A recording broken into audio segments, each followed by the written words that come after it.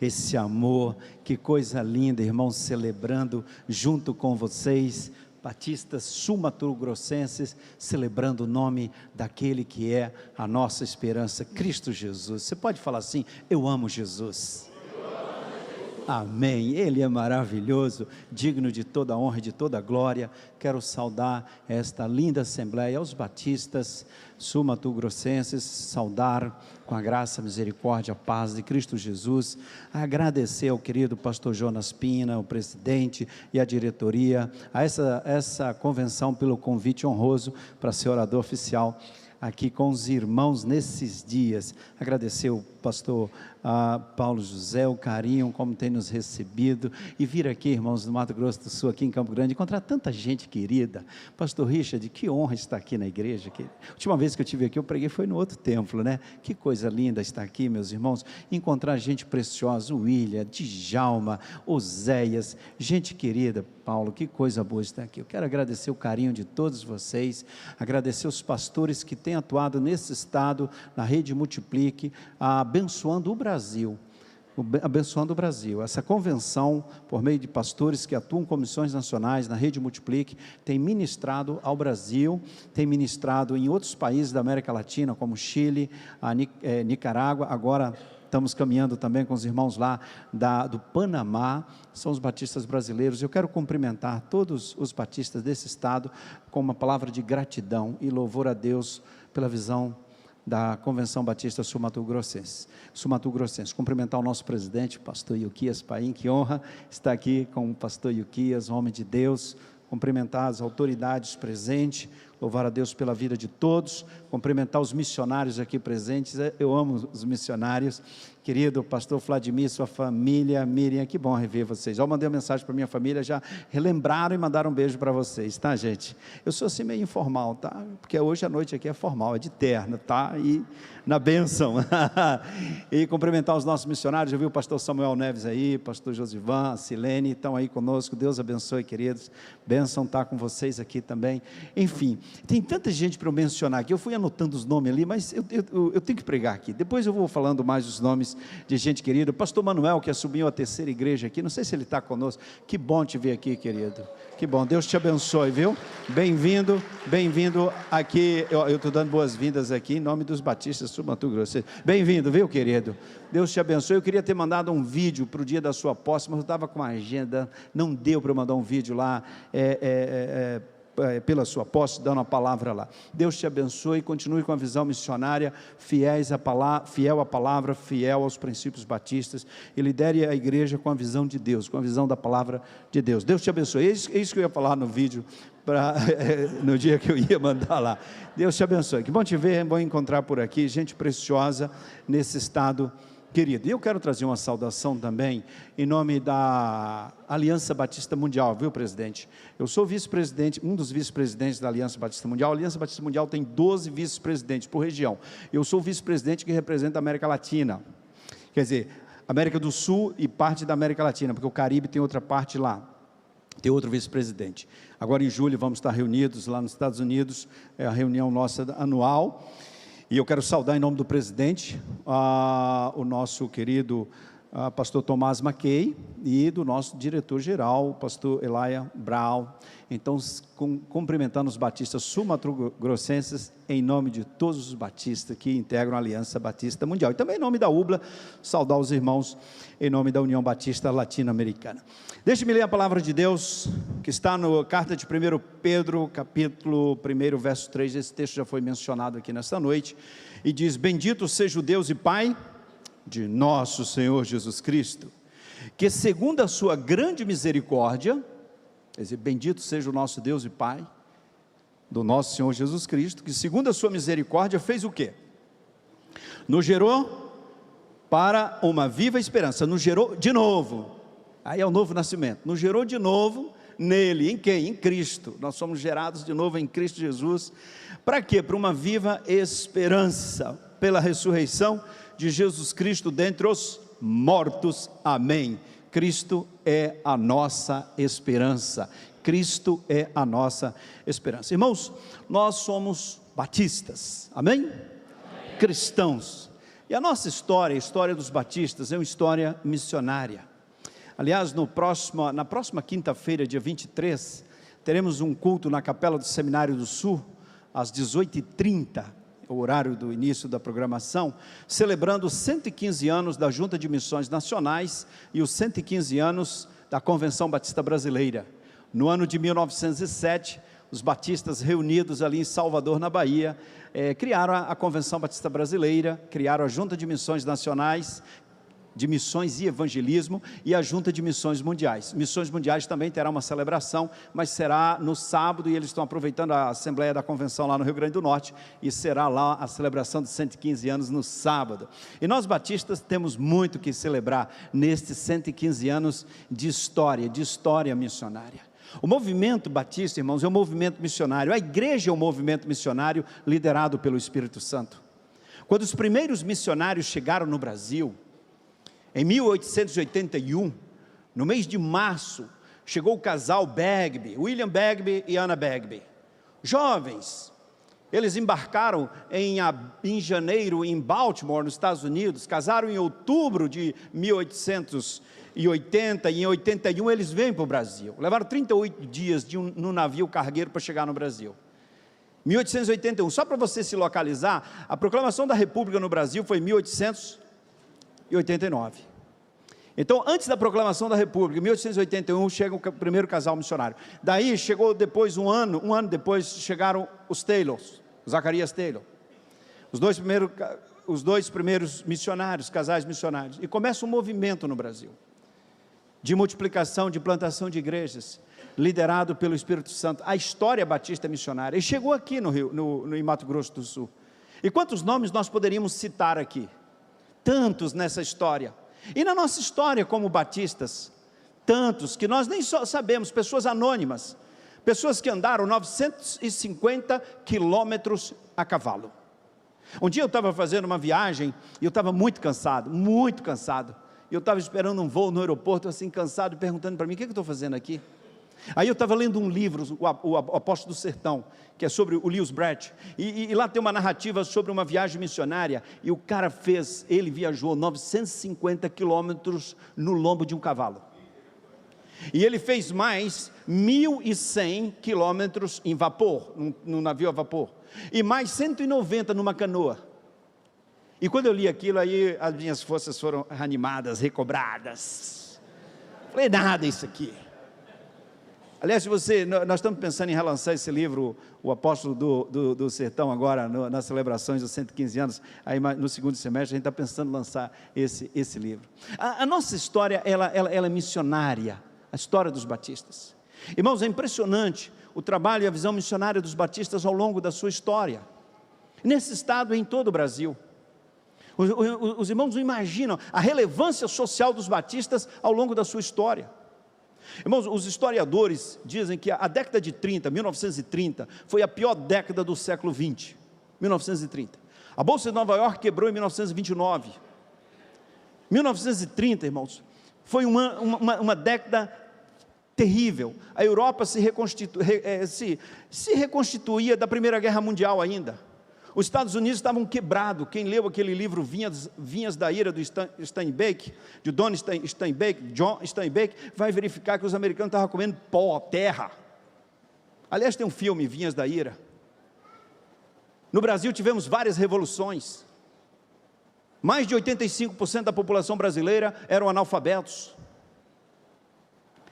O mundo vivia momentos difíceis, década de 30. E foi na década de 30 que mais os batistas avançaram em nosso Brasil. Foi na década de 30 que mais nós crescemos. Foi na década de 30 que mais nós enviamos missionários. Eu tenho feito esse paralelo num preâmbulo aqui com os irmãos e falado com alguns líderes que a pandemia foi desafiadora para todos nós. E aqui eu quero parabenizar os pastores e reconhecer a sua dedicação para liderar a igreja num tempo tão desafiador como foi a pandemia. Pastores, vocês são preciosos. Vocês são gente de Deus. Tivemos que trabalhar e trabalhar muito, nos reinventarmos na pandemia. Mas não é a pandemia que define o ritmo da igreja. Quem define o ritmo da igreja é o Espírito Santo. Não são crises que definem a visão da igreja, é o Espírito de Deus. Na verdade, Deus nos permite viver crises e desafios para nos dar oportunidades de depender mais dEle, de avançar mais, depender mais dEle, avançar mais e aproveitar essas oportunidades para revelar a glória de Deus e o poder de Deus. Então a década de 30 foi assim desafiadora, muitas revoluções no nosso país. E a década de 30 fecha em 39 com o início da Segunda Guerra Mundial, que morreram mais de 70 milhões de pessoas, foi até 45. E se você ler a história dos batistas, você vai perceber que os batistas estão vibrando, avançando, trabalhando. Os batistas estão tendo escolas, abrindo postos de saúde que chamavam dispensários. Porto Nacional, Maranhão. Os batistas fecham, transferem o dispensário para Araguaína, em Goiás, norte de Goiás, hoje Tocantins, porque o governo federal chegou com posto de saúde em Porto Franco. Irmão presidente, irmão pastor Yuquias, os batistas brasileiros chegaram com um posto de saúde primeiro em Porto Franco, Maranhão, do que o governo federal. Chamava dispensário, hoje chama posto de saúde. Você não sabe o que é um dispensário. Em missões nacionais tinha vários missionários enfermeiros para atuarem nesses postos de saúde chamados dispensários. Lá pela década de 30 os batistas estavam trabalhando com leprosos. Eu li um texto que diz assim: num domingo, 3 horas da tarde, nos reunimos com um bom auditório, com 200 leprosos em Belém. Começava ali o trabalho de uma colônia com leprosos. Os batistas brasileiros estavam na vanguarda da transformação social desse país. Quando Getúlio Vargas lançou uma campanha de alfabetização nesse Brasil, os batistas lançaram uma campanha de evangelização e discipulado, de evangelização e alfabetização. Cada batista alfabetizando outra pessoa e compartilhando o evangelho. Isso está na história. Nós temos a história dos batistas, irmãos, algo extraordinário, uma paixão missionária, um sangue missionário. O sangue dos batistas é tipo M positivo, sangue missionário. Se você encontrar uma igreja batista que não é missionária, essa igreja não é batista. Aliás, não existe igreja que não é missionária. É redundante chamar uma igreja de missionária, porque a igreja do Senhor Jesus tem a visão dele, a visão de Atos 1:8, de Jerusalém até os confins da terra. Não existe igreja sem a visão do rei, do Senhor da igreja, que é Jesus. Sem evangelização, sem discipulado, nós estamos fora da visão do dono da igreja. Sem olhar de Jerusalém aos confins da terra, uma igreja que não tem uma visão do local onde ela está até os confins da terra, não tem a visão de Atos 1:8, a visão do Senhor Jesus.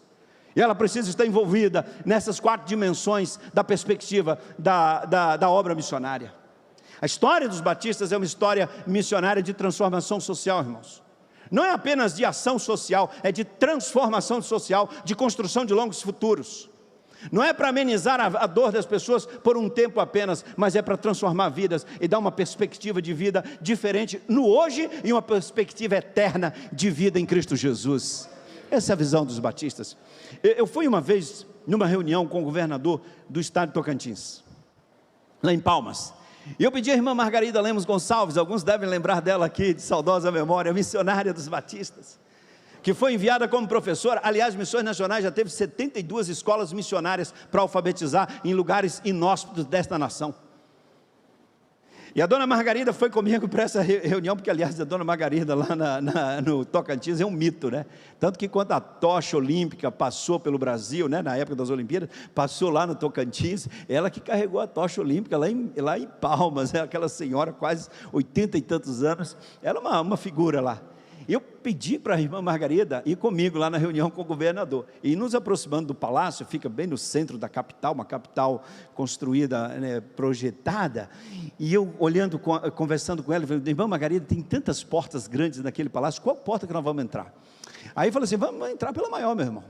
Nós somos do povo, vamos entrar pelaquela maior. Ele falou: mas é a principal, vamos entrar pela principal. Aí nós nos dirigimos àquela porta principal, e um moço, um militar, com aquela roupa militar, cheio de insígnias, medalhas, né, aquele negócio. O cara era muita coisa, porque ter aquele tanto de medalha, meu irmão, não é pouca coisa não. E aí o camarada, o cidadão veio na nossa direção, e eu falei: dona Margarida, nós estamos indo pelo lugar errado, aquele moço vai falar com a gente.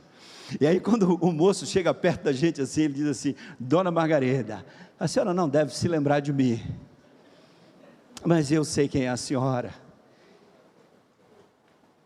Eu era criança e a senhora ia com a rural, a senhora ia com a Rural buscar a gente para a escola dominical e para a escola batista lá em Tocantins. A senhora ia com a Rural e levava cesta básica para minha mãe, que era uma viúva com 9 filhos, e a senhora ajudava a gente. E eu estudei, dona Margarida, e eu estou hoje aqui porque a senhora ia com aquela Rural buscar a gente para a escola dominical e para estudar na escola batista missionária. E eu queria perguntar, e aí, olha a cena, e eu queria perguntar se eu posso tirar uma foto com a senhora. E eu tive a honra, o privilégio de ser o fotógrafo daquela cena em frente ao Palácio do Governo, daquela missionária com aquele militar, meu irmão, e eu bati a foto. Esses são os batistas. E aí, meu irmão, você já viu onde nós fomos parar no palácio, né? Aí foi bênção pura. Aí entramos pela porta maior, aí o café estava mais quente, o pão estava mais... É isso aí, irmão, essa é a história dos batistas. Isso não mudou. Continua a mesma coisa hoje, nesse tempo de pandemia, tempo de catástrofes no Brasil, desafios, e os batistas atuam, seja pela Junta de Missões Nacionais, Missões Mundiais, convenções estaduais, convenções regionais, associações, igrejas. Irmãos, se nós juntarmos, eu estou trabalhando para juntar tudo que os batistas têm feito nessa área de relevância social, para apresentar um relatório social dos batistas para algumas autoridades brasileiras. Aliás, no momento nós estamos recebendo, os batistas brasileiros estão recebendo vários refugiados afegãos. Recebo às vezes mensagem do Ministério da Cidadania pedindo ajuda para a gente receber famílias afegãs que não tem onde colocar lá em São Paulo, e os batistas brasileiros recebem, aleluia. Nós somos os batistas, um povo de missão. Nós somos parte de um movimento missionário, e nós não podemos esquecer a nossa história e quem nós somos.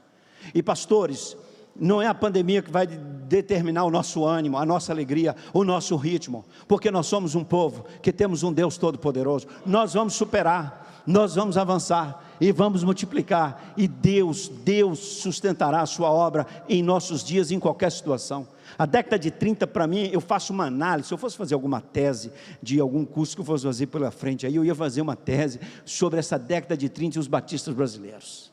É um negócio extraordinário, irmãos. O poder de Deus. E tudo isso começa em quê? Porque nós fomos gerados de novo. Quando nós fomos gerados de novo pelo sangue de Jesus, fomos justificados, regenerados pelo Espírito Santo, nós passamos a ser templos do Espírito Santo. E meus irmãos, isso não é pouca coisa não. Você tem ideia do que é ser templo do Espírito de Deus? Irmãos, isso significa que o onipotente, onipresente, onisciente habita em nós. O maior poder desse planeta habita em você. Você tem ideia disso? O maior poder do Brasil não está na Praça dos Três Poderes. O maior poder do Brasil está em você. O Espírito do Deus Todo-Poderoso que habita em você. O onipotente habita em você. Você tem ideia do que significa isso, irmão? No Antigo Testamento, o templo era o lugar da presença, da glória, do poder de Deus. Na Nova Aliança, esse templo agora é você, somos nós. E a nossa vida é o lugar da presença, da glória e da manifestação do poder de Deus. Nós somos o templo do Senhor. Portanto, a nossa vida não é um culto eventual quando vamos num local como esse que estamos. A nossa vida é um culto ao Senhor, porque o Espírito de Deus habita em nós. Nós adoramos a Deus em todo o tempo, em tudo que fizermos, falarmos, em todas as nossas ações. Na verdade, nós não cultuamos a Deus eventualmente. A vida do crente é um culto ao Senhor, porque o Espírito de Deus habita em nós. Nós não nos reunimos num lugar para adorar a Deus, nós adoramos o Espírito em verdade, em todo o tempo, porque o Espírito do Onipotente habita em nós. E um povo que é templo do Espírito Santo não pode ser um povo desanimado, não pode ser um povo derrotado, pessimista, murmurador, não pode ser um povo que mente, não pode ser um povo que recua, porque nós temos o Espírito de Deus. E o Espírito de Deus nos deu um espírito de ousadia, de coragem para avançar.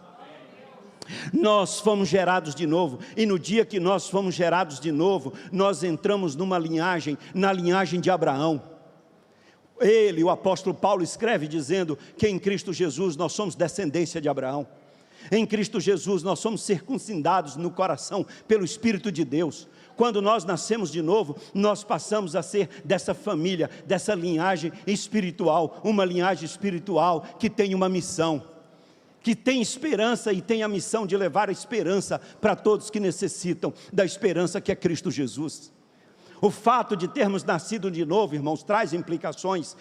Nos tornamos templo do Espírito Santo, templos do Deus Todo-Poderoso. Nos tornamos então linhagem de Abraão. E passamos a pertencer a um povo que tem muitas implicações no seu viver nessa terra.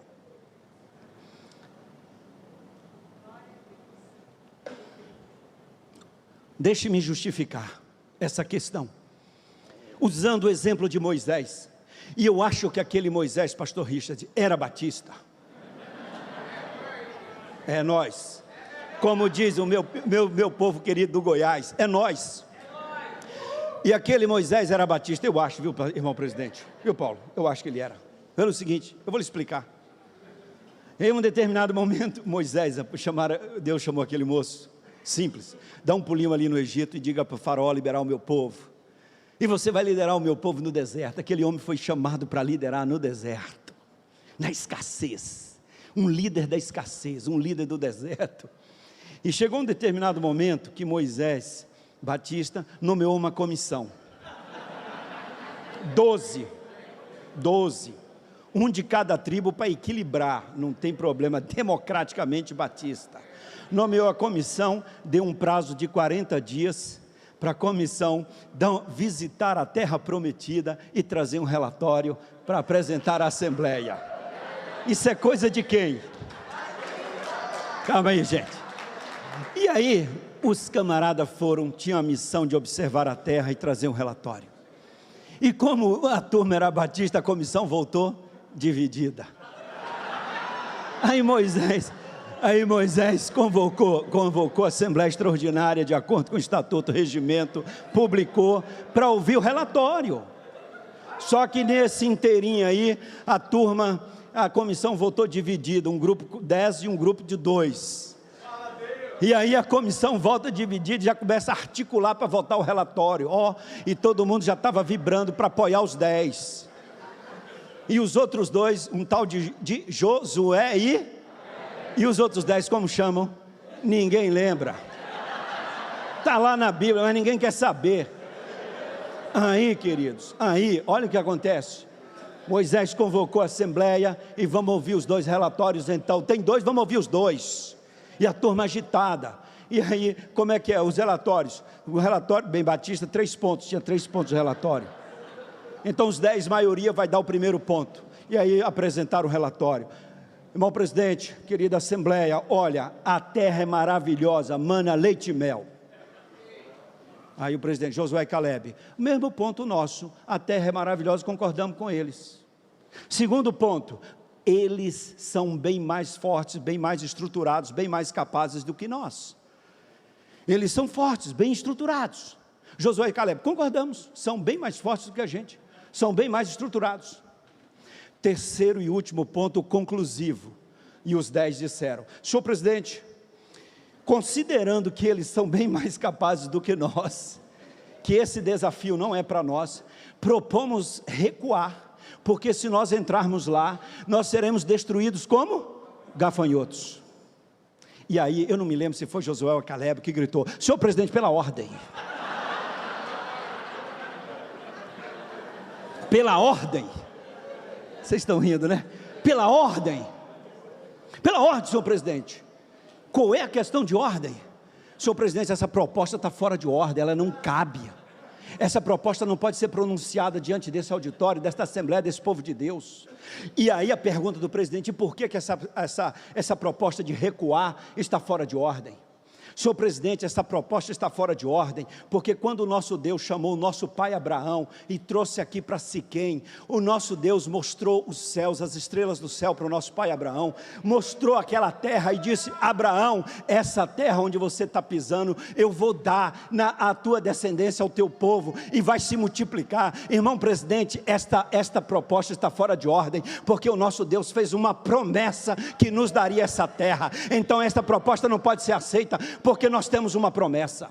Segundo, essa proposta não pode ser aceita, porque o Deus que fez essa promessa é o Deus Todo-Poderoso que criou os céus e a terra e nos tirou do Egito e está nos trazendo nesse deserto. O povo que tem uma promessa de um Deus Todo-Poderoso não pode recuar, por isso que essa proposta não pode ser aceita. E a outra questão, senhor presidente, essa proposta não pode ser aceita, porque quando o nosso Deus chamou o nosso pai Abraão, lá em Padã Arã, ele disse para o nosso pai Abraão: eu vou te abençoar, eu vou te enviar, e na tua descendência todas as famílias da terra serão abençoadas. Nosso Deus nos deu uma missão de ser bênção para todas as famílias da terra. Nós somos um povo que tem uma missão, e o povo que tem uma promessa, um Deus Todo-Poderoso e uma missão, não pode recuar, por isso que está fora de ordem. Nós vamos entrar naquela terra, a proposta é entrar na terra e nós conquistaremos, porque o nosso Deus pelejará por nós e nos dará vitória.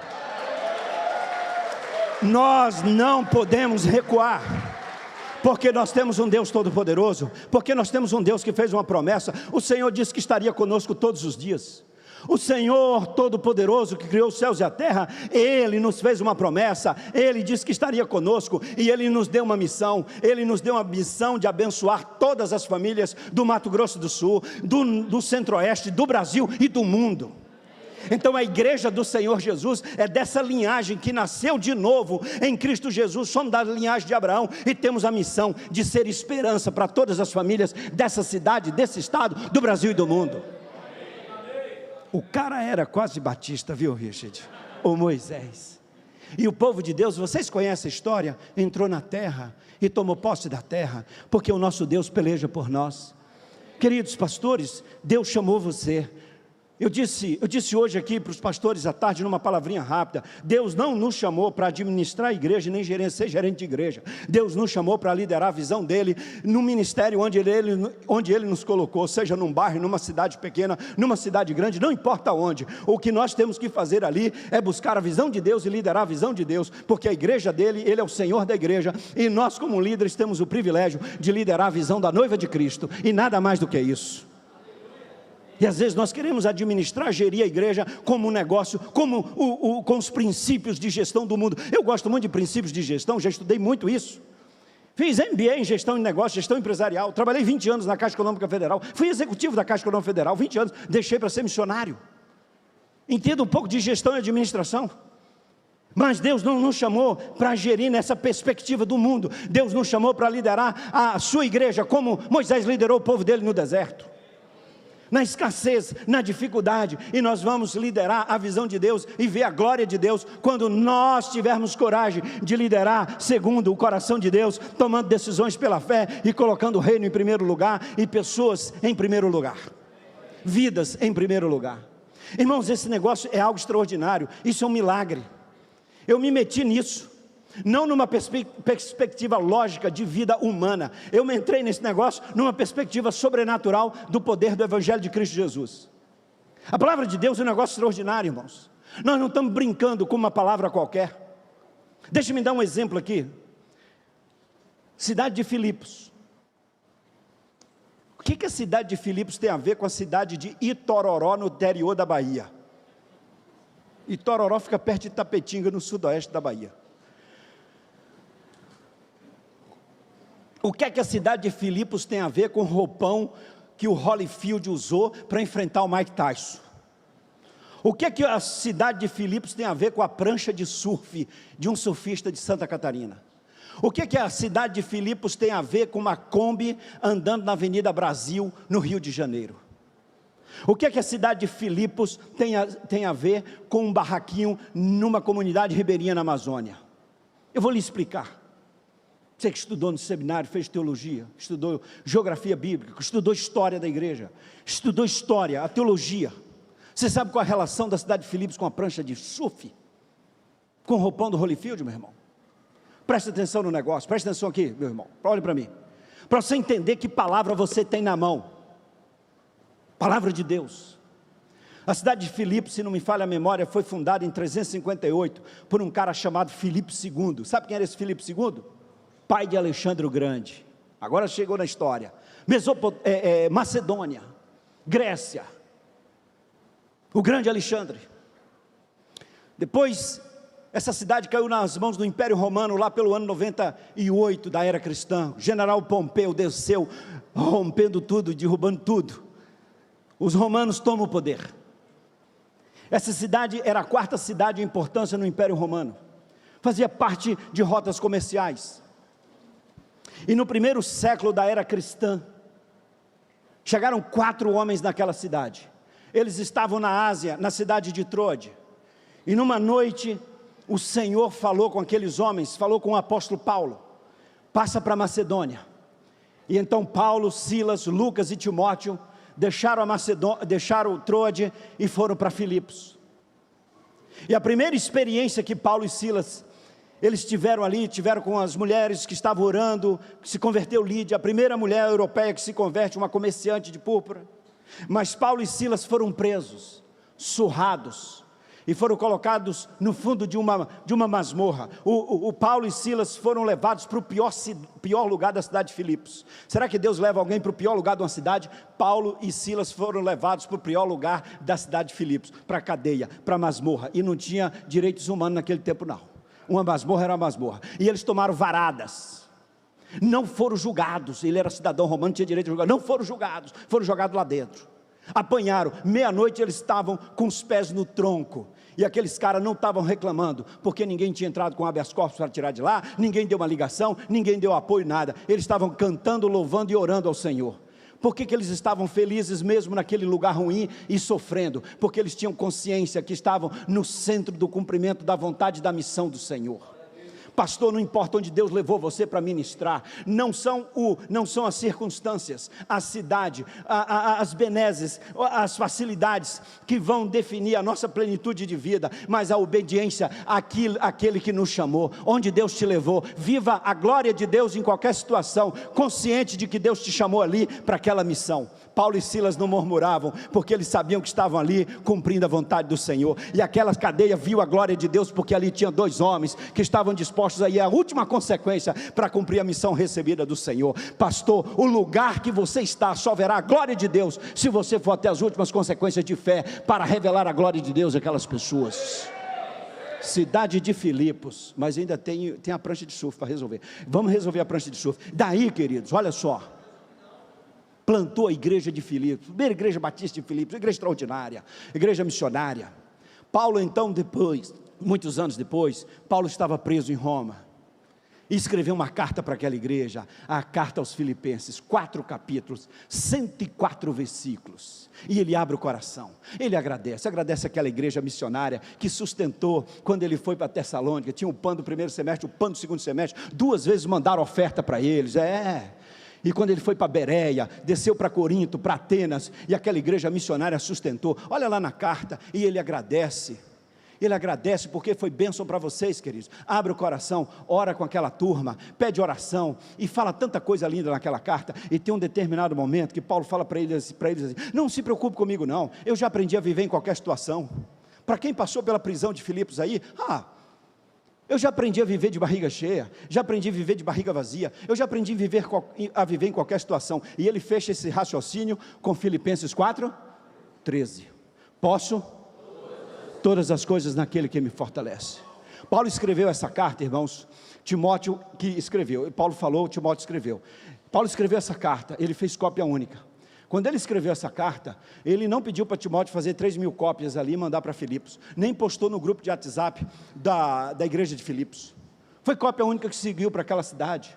Muitos irmãos não sabiam ler, reuniram lá, olha, chegou uma carta de Paulo, vai ser lida hoje. Quando chegaram, não tinha uma pessoa na porta entregando uma cópia não, foi uma cópia só que foi lida para aquelas pessoas ali.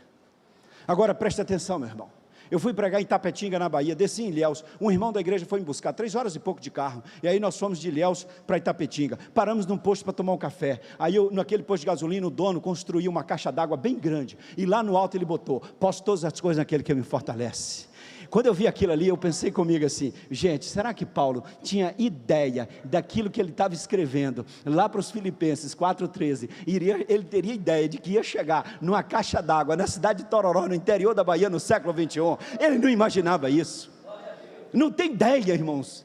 A única relação que Itororó tem com a cidade de Filipos é que a mensagem que Deus mandou para aquela cidade, Ele quer que chegue em Itororó, em todas as cidades do Brasil. E quem passa na BR ali, vai ler bem alto, bem grande lá: posso todas as coisas naquele que me fortalece.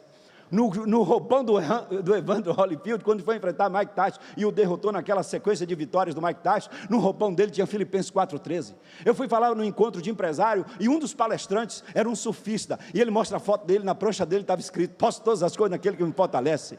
Aí eu fui numa viagem missionária lá no interior da Amazônia, tinha um barraquinho lá de madeira: posso todas as coisas daquele que me fortalece. Na Avenida Brasil, eu dirigindo, tinha uma combizinha na minha frente, bem caidinha, na traseira dela: posso todas as coisas daquele que me fortalece. Conta aqui para mim, qual é o estrategista de comunicação e marketing que conseguiria pegar um texto daquele e fazer uma divulgação, uma multiplicação ao longo da história, dos séculos, para chegar em tantos lugares? Isso é obra do Espírito sobrenatural. Essa palavra aqui é a palavra inerrante, palavra de Deus, não é um livro qualquer. Aristóteles escreveu coisas grandiosas, Platão, Einstein, esses caras escreveram coisas extraordinárias. E eu viajo e rodo esse Brasil, eu nunca encontrei uma caixa d'água com a citação de Einstein nem de Aristóteles. Eu nunca encontrei uma Kombi na Avenida Brasil com uma citação de Platão. Eu nunca encontrei um barraquinho no interior da Amazônia com uma citação de outro físico ou outro filósofo qualquer.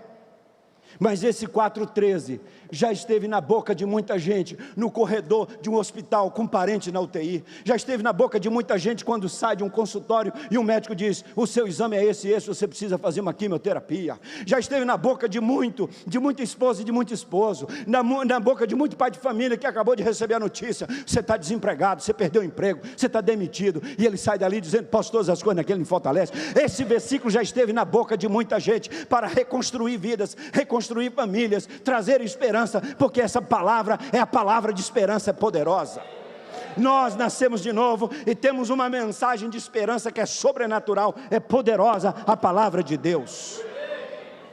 Quando eu vejo isso, irmãos, a lógica não tem isso. Aí você pega o texto de Filipenses, está traduzido em milhares e milhares de idiomas. Lá no Povo Xerente, pastor Gunter Carlos Krieger, missionário, traduziu para o Xerente. Os Xerentes estão lá. Aí eu vou lá, encontro o Xerente, na casa do Xerente, está lá. Eu não sei falar Xerente. Vai lá na casa do Xerente, está Filipenses 4,13 lá. Você vai em tantas línguas e encontra Filipenses 4,13. E Paulo, você acha que Paulo tinha ideia do que ia dar esse texto? Ele não fazia ideia, porque não era Paulo que liderava a obra missionária. Quem liderava isso é o Espírito Santo de Deus. Ele está no controle de todo esse movimento, que é a igreja do Senhor Jesus. Em Atos, o Espírito está chamando pessoas para lá, para cá. Chama Pedro, chama Barnabé, chama Timóteo, chama Silas, chama tanta gente. Filipe, leva para cá, leva para colar, leva Filipe para falar para a multidão de um só que estava indo lá para a África. Chama Paulo para falar no Areópago e para os filósofos. Quem é mais importante? Paulo, porque foi falar para os atenienses, para os filósofos, ou Filipe, que foi falar para umzinho só? Não importa a quantidade para quem Deus levou para falar, não é o resultado que autentica o nosso ministério, os resultados não autenticam o nosso ministério. O que autentica o nosso ministério é a fidelidade, a obediência, a missão, ao ministério daquele que nos chamou para realizar a vontade e a obra dele. Irmãos, eu creio nisso, e eu botei a minha vida nisso. Então, amados, nós somos um povo que tem uma mensagem sobrenatural de esperança. Não é essa mensagem de esperança que o mundo propaga. Não é esperança da loteria, não é esperança de bens materiais. Nós temos uma esperança sobrenatural, que é o poder de Deus revelado na sua palavra, que transforma a vida, que restaura as vidas. Essa palavra é tremenda. Todo mundo pode desistir dessa palavra. Eu não posso. E não é porque eu li, eu aprendi em seminário, estudando e com outras pessoas. É porque eu vivi isso. Nasci no interior da Bahia, família pobre. Papai tinha uma fazenda, mas vendeu, foi para a cidade, perdeu tudo, e aí a coisa complicou. Não éramos crentes, não conhecíamos a palavra de Deus, passamos muitas lutas. Papai foi trabalhar para ganhar menos de um salário mínimo e criar 6 filhos, começou a beber, e lá em casa virou um caos. Eu tinha 8, 9, 10 anos de idade naquela época, eu sofri muito. Eu vi minha mãe um dia se ajoelhar do lado de um fogão de lenha, levantar as mãos e dizer assim: Deus me mata, que eu não quero viver mais, não aguento mais sofrer. Eu me ajoelhei do lado dela e falei assim: oh Deus, não mata a mamãe não, Deus, a gente precisa dela. Era uma família que não tinha esperança a nossa família, não tinha esperança. E olha que meu pai acertou 1 milhar no jogo do bicho, e acertou na loteria aqueles 13 pontos, e não deu em nada, porque a nossa esperança não estava nisso. Continuamos passando necessidades e lutas, e meu pai bêbado chegando em casa. Irmãos, tantas lutas nós passamos, até que a palavra de Deus um dia entrou lá em casa para uma velhinha que mal conseguia andar, ensinou João 3,16 e Salmo 23 para a mamãe, e a mamãe, ela deu uma Bíblia, faltando tanto de página para a mamãe lia para a gente, eu perguntava, mamãe, que livro é esse? Ela falava, o livro de Deus, e isso é bom para nós. Dona Fia falou que isso aqui vai mudar a vida da gente. A mamãe era uma mulher de 4ª série, primária, pouca leitura, levava meia hora para ler o Salmo 23, quando o papai saía para o serviço, e aquela mensagem começou a entrar no nosso coração e na nossa vida. E aí um dia, meu irmão, a mamãe um dia, o papai chegou fazendo muita confusão lá em casa, e a mamãe entrou de novo ali, do lado do fogão, de lenha, ela se ajoelhou, eu pensei, vai pedir para morrer, aí eu vou lá, quando eu chego lá, me ajoelho, mamãe não estava mais pedindo para morrer, ela levantou as mãos para os céus, começou a dizer, o Senhor é meu pastor e nada me faltará. Misericórdia. Aí nós ficamos juntos ali 2-3 minutos falando, só esse, o Senhor é meu pastor e nada me faltará. Mamãe fritava 3 ovos, fazia farofa para aqueles 6 meninos aqui, menino comia muito, 3 ovos para aqueles meninos, pegava da prefeitura lá, aquela carne de soja que a prefeitura distribuía, e botava dentro d'água para inchar, fazia uma farofa com aquilo ali, dava para nós, mas mamãe botava a gente em volta da mesa e dizia assim, meus filhos, vamos comer, nós vamos vencer, porque o Senhor, nosso pastor, nada nos faltará, e nós podemos todas as coisas naquele que nos fortalece. A nossa mesa tinha uma farofa de ovo, uma carne de soja doada pela prefeitura, e tinha o Salmo 23:1, e tinha Filipenses 4:13, que Paulo não tinha ideia que esse texto desceria não, uma mesa simples de madeira no interior da Bahia, de uma mulher sofrendo sem esperança, com 6 filhos, com pouca coisa na mesa, mas nessa mesa tinha uma palavra poderosa, a palavra da esperança, posso todas as coisas daquele que me fortalece, aleluia. É a mensagem que nós temos, quando falamos em pregar missões, pregar a palavra, irmãos, não é um movimento para a gente ter mais igrejas, ser a convenção que tem mais igrejas no estado ou no Brasil, não é para a gente ser maior do que ninguém, é porque nós temos a mensagem, o remédio, a verdadeira esperança, o poder sobrenatural que transforma vidas, essa mensagem do Evangelho de Cristo Jesus, que faz a diferença na vida das pessoas. Não estou falando de filosofia, de estratégia humana, mas do poder sobrenatural da palavra de Deus, que muda e transforma vidas.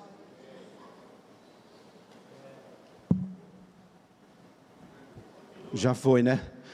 Dada essa palavra introdutória, amanhã de manhã, mas só para a gente fechar um negócio aqui, eu queria que você saísse daqui dessa noite com esse entendimento, quem eu sou? Regenerado de novo, templo do Espírito Santo, promessa, poder e missão, não podemos recuar por isso, e a palavra de esperança que nós temos, ela é sobrenatural para transformar vidas. Eu fui pregar na primeira igreja batista do Recreio dos Bandeirantes, no Rio de Janeiro, a igreja grande, o templo grande, acho que cabe umas 5.000 pessoas lá dentro, e terminou o culto, então eu fui para a porta lá, cumprimentando as pessoas com o pastor Wander, e eu percebi que um moço chegou perto de mim e ficou assim esperando, ele, a esposa e os 2 filhos. Ele ficou, todo mundo foi passando, aí até que finalmente ele chegou perto de mim e falou assim, pastor, eu queria mostrar minha carteira de trabalho, meu crachá para você. Aí eu falei para ele assim, deve ser para o pastor da igreja, não? Ele falou, não, é para o senhor mesmo. Aí ele deu a senha. Eu fui aluno da Cristolândia. Ele falou para mim o seguinte, eu fiquei sabendo que o senhor vinha pregar aqui, e eu trouxe minha família para o senhor conhecer, e eu queria mostrar minha carteira de trabalho e meu crachá para o senhor. Eu morava nas ruas do Rio de Janeiro, eu era chefe de cozinha no hotel lá na Copacabana, e comecei a usar drogas, eu fui parar na rua, morei 4 anos nas ruas desse Rio de Janeiro. O senhor não imagina o que é morar 4 anos nas ruas do Rio de Janeiro, nas drogas, irmãos, não é terrível. Aliás, o nosso país está sofrendo muito com as drogas, e ainda me aparece gente defendendo as drogas. Por que não vai lá dentro da Cracolândia em São Paulo, ver como é que é o negócio e tentar ajudar lá? É porque você não tem alguém na família, como uma senhora me mandou uma mensagem um dia, dizendo, pastor, não sei mais o que fazer, minha neta, ninguém quer, a escola não quer, nem o delegado quer, ninguém quer, eu não sei o que eu faço, a menina está usando drogas, a mãe dela usa drogas, eu não sei o que eu faço, ela me agride, me bate em mim, ninguém quer, a polícia não quer, a escola não quer, ninguém quer, o empresário não quer, ninguém quer, só a igreja do Senhor Jesus que quer. E aquele moço disse para mim, pastor, eu morava nas ruas, e eu fui acolhido uma noite pela Cristolândia, Projeto Missionário dos Batistas Brasileiros. E Jesus transformou a minha vida. E eu queria que o senhor soubesse que eu estou empregado, minha carteira está aqui, meu crachá. Queria apresentar minha esposa e meus filhos, um menino de 9 anos e um menino de, parece 11, 12 anos. Aí eu olhei para a menininha dele assim e falei assim, e aí filha, e o papai agora? Ele falou assim, pastor, Jesus me deu um papai novo. Ela disse assim, pastor, eu tinha vergonha do meu pai. Os parentes da minha família perguntavam, cadê seu pai? Eu ficava morrendo de vergonha, porque eu sabia que meu pai estava morando na rua. No dia dos pais, lá na escola, pastor, eu chorava, todo mundo perguntava, cadê seu pai? A professora perguntava, seu pai? Meu pai estava na rua. E hoje, pastor, eu sei que quando meu pai sai de casa, ele não vai ficar na rua, ele vai voltar, porque meu pai é de Jesus. Eu ganhei um pai novo, pastor. Abracei aquela família. E eu vi a glória de Deus naquela família. O poder do Evangelho que transforma. Vou contar uma última história aqui para vocês, eu fecho. Um dos homens mais destroçados que eu já conheci na vida. Um camarada que com 9 anos de idade, ele deu um tiro no pai. Zona Leste de São Paulo. O pai bebia muito, agredia a mãe, batia. Uma família desestruturada, ele atirou no pai e foi morar na rua. 15 anos de idade, já traficava, assalto relâmpago, sequestro. 18, 19 anos de idade, já tinha matado 3 pessoas. Fazia coisas horríveis.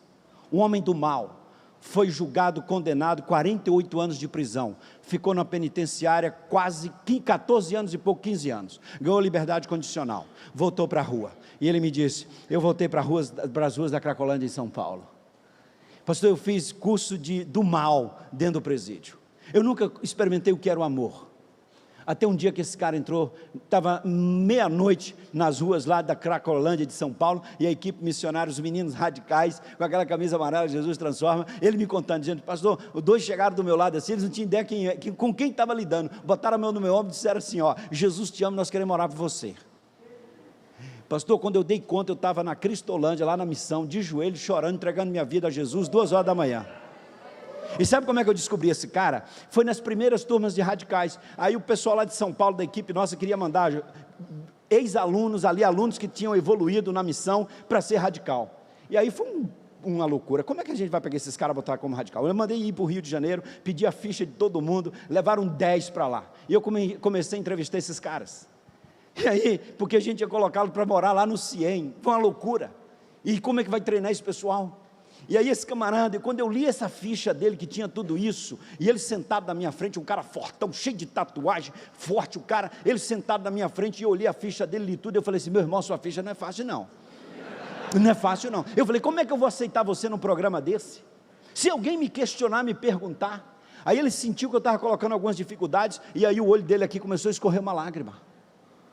Aí eu perguntei, se alguém me questionar, ele falou assim, pastor, mas se alguém questionar, o senhor podia falar Romanos 8:1.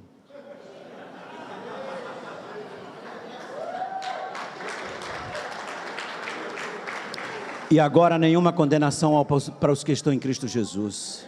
Aquele homem disse para mim o seguinte, pastor, o meu passado é cruel, e eu só posso olhar para o meu passado perto da cruz, por isso que eu não posso sair de perto da cruz de Jesus, porque foi na cruz, onde o dia eu vi meus pecados castigados em Jesus, e ali pela fé, eu fui lavado no sangue do Cordeiro. Pastor, eu não posso sair de perto da cruz, porque só a cruz que me permite viver a esperança de uma nova vida, porque Jesus me transformou, pastor, eu sou uma nova pessoa, não sou mais essa pessoa que está descrita nesse papel não, Jesus transformou a minha vida. Aí eu me ajoelhei com ele, a gente chorou, abraçou, e oramos juntos.